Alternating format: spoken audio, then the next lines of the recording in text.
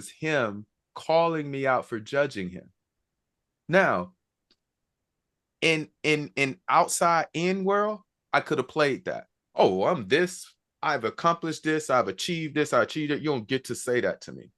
But what he said to me was, we was riding and he showed me where a few guns was in his car that he had. And I was just like, man, you need to get your life, you know. And we were going to my mom's house and he wanted to pass through where we grew up.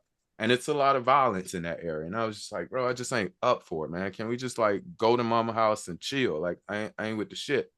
And he was like, shut up. You grew up here. And so again, this is my little brother now. And he walks in the store, he comes back out, and I'm mad. So I'm just all in his ear about he need to change his life. He don't need all these guns, blah, blah, blah, blah, blah. I'm just like, boom. And I'll never forget, he says to me, he says, you know why I give you the guns? I tell you where the gun's at. And I'm like, no, shit don't make no sense. It's stupid. He says, you're the only trained killer in this car. He said, our government taught you how to kill people for a living. And he said, and you've went to other countries and did shit for people you don't even know. So he said, I thought if your brother asked you to shoot a gun for him, you wouldn't have no problem doing it since you did it for so many people you didn't even know. Boy, did an ego just go away.